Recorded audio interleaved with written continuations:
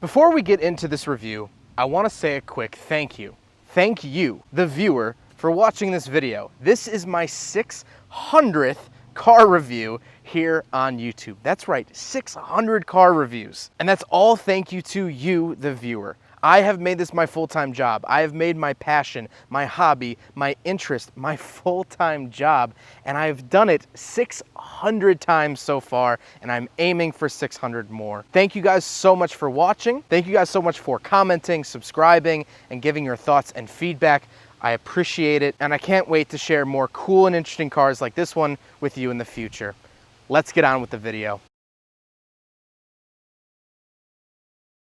All right, what's up guys? My name is Zach, and today I am driving a 1991 Oldsmobile Cutlass Calais Quad 442 W41. Up front is a 2.3 liter inline 4, and down below is a 5-speed manual transmission.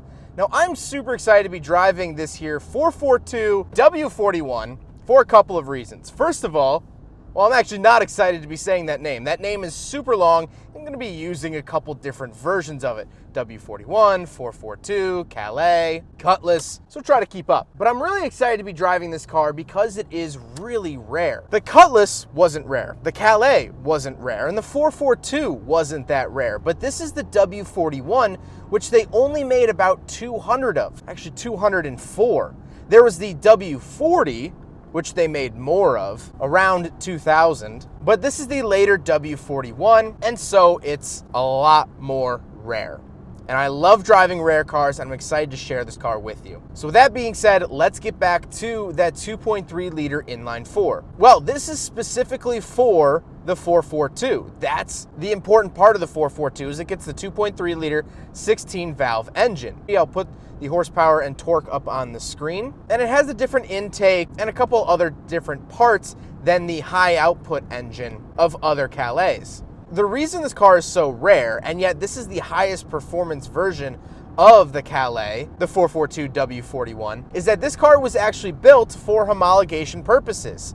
In certain motorsport applications, in order for a manufacturer to race a certain car, they can't just build one race car and call it a day. Per the guidelines of the racing series, they have to manufacture a certain amount of cars, whether that be 10, 50, 100, or 200. So this car was one of those 200, so Oldsmobile could go racing. Let's see.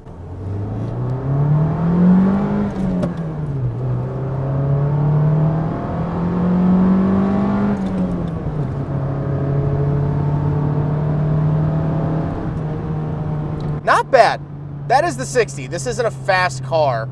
However, it is fun and it's zippy, especially for 1991. I'm not mad at that. It's fun to drive. This is a fun to drive vehicle. But again, you can bang gears in this thing and not really get yourself into too much trouble. The one thing about this engine is that it's not super smooth driving around town. It's only a little 4-cylinder, and the owner, Alex, tells me it gets about 21 miles to the gallon, which is also not ideal for a 4-banger. But just driving it, it's a little bucky, it's a little unhappy. But once you ring it out, then it knows how to have a good time. Like I said, paired to it, 5-speed manual transmission. It's geared fine. It's geared in a decently sporty manner. I'm having fun shifting it. However, the actual feel of the shifter and feel of the clutch pedal is not ideal. The clutch pedal feels like I'm kicking a bucket of rocks, and the shifter isn't much better.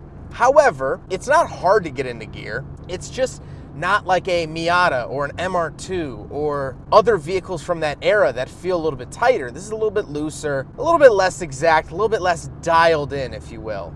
Last but not least, of course, the W41 is front-wheel drive. So let's talk about the interior. We have quite a bit to go through in here. There's a lot of GM, but also not a lot of GM, which I'm excited to share with you. Well, in front of me, I have 6 different gauges. On the left, I have my fuel and battery voltage. Then I have my speedometer and tachometer in the middle. And then I have my oil pressure and coolant temperature to the right, as well as trip odometer to the bottom right and vehicle odometer to the bottom left. You can see this vehicle has 89,000 miles on it, which is just fabulous. The steering wheel doesn't have any buttons. However, it is adjustable manually, but it is adjustable. To the right of the gauge cluster, I do have my wiper options and defrost. And to the left of me, I have headlight switches, parking switches, and my interior lights, which I love. On the door, I have my manual mirrors up top, my lock and unlock, and my manual windows down below. However, I do have this Cutlass Calais badge on the door. I really, really love this. It adds a very nice feel to the door, a nice premium feel. Yes, I have crank windows, I don't have power windows, but this badge really does work on me. It makes me think, yes, the Cutlass Calais every time I close the door. Moving into the center, I do have 2 climate control vents and my climate controls themselves. I do have air conditioning. I'm pleasantly enjoying it here right now. It is originally an R12 air conditioning system, but it's been converted to 134. And I just have low, high fan speed, and that's it. I don't get to decide where it gets to go. Do I want it shot at my face? Do I want it shot at my legs? I don't know, but the Oldsmobile is going to decide that for me. Then I have an aftermarket radio, because every radio from the early 90s was pretty bad. So you got to switch it out for something modern. This is a modern Android unit, and honestly, I don't mind the look of it. I think it fits in really well. Then I have some interesting features. I do have what would be a 12-volt outlet off to the right, but again, it's been switched out. But I have these 4 sort of bricks. Might be looking at that like, Zach, what the heck are those? Well, if you're looking at me like that, then you are rather young, because these are cassette holders. So originally the Calais did come with a cassette player, but since it's been changed out, obviously I don't have footage to show you, but these are to hold your extra cassettes. So if you're feeling Metallica one moment and the Beatles another, you can just grab your tape out of there. I don't know why I chose outdated references even for 1991, but those are just the cassettes that come to mind. Nirvana, how about we'll say. Then I have a little ashtray. Then we have the shifter itself. The shifter is very tall and very outdated. Not only by the shift knob itself, that is the factory shift knob, but it has the sort of pickup truck shingled rubber shift boot down at the bottom, which is very, very basic. I would expect to see this in a base model Fiesta, and it is here in the 442 W41 Calais. God, I still hate saying that. Then we have a big empty space and the parking brake. I do get a very tiny center console and then a little armrest that is very, very thin, but you know, at least I still get one here in the car. Due to the fact that it does not have any cup holders, the 1991 Oldsmobile Cutlass Calais Quad 442 W41 fails the big friggin' bottle test.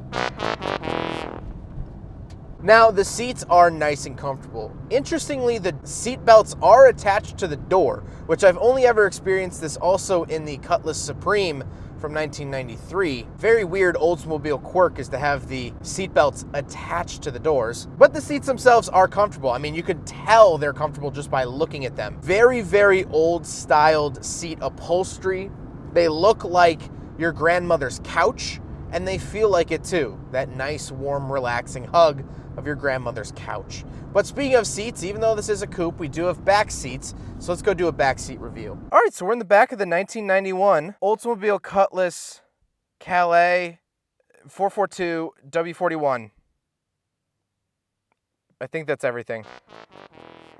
It's actually not bad back here. Now, I'm a big guy, and most small spaces are not suited for me, and I can't say I would be ecstatic if someone made me sit back here for 3 hours.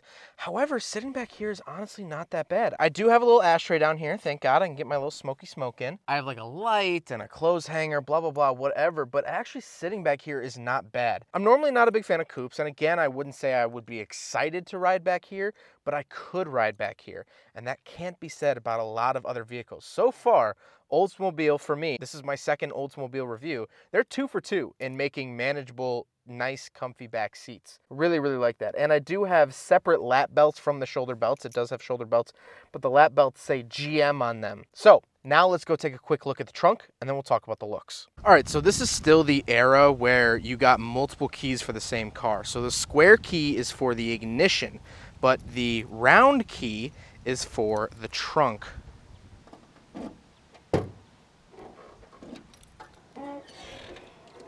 And now that we are in the trunk, bada bing, bada boom, tons of space back here. This is still the era where American cars had ginormous trunks. Absolutely love that. Tons of stuff back here. Of course, you got to keep your tools at the ready. However, I do have this giant 91 Cutlass Calais service manual. If you want to take a look at some real old glory here, that's really, really cool. This will be a piece of history at one point. Absolutely love that. But I could fit a million of those manuals in the back here. There's just so much space, and I absolutely love that. Really, really spectacular trunk. One thing I do want to note, however, as I check to make sure I have the keys, there is no internal trunk popper for the rear trunk, so do not leave your keys in the trunk. That could be very bad. Now we got to talk about the looks. And I actually think that the Calais 442 W41 is rather handsome. It is slightly outdated by modern standards, sure, but it looks newer than 91 in my opinion. 95, maybe even edging on 98, 99, maybe 2000. It definitely looks presentable and a little bit ahead of its time. If it came out today, I'd be a little suspicious, but I'm still not mad at it. So let's get to my final thoughts here on the W41 442 Cutlass Calais. Well, first of all, let's get the negatives out of the way. I'm really not a fan of the shifting feel and the clutch feel. I think those two mechanisms kind of bother me. They're not super exact. I wish that the shifter really clicked into place and made this satisfying clunk, but it really doesn't. It's rather unsatisfactory.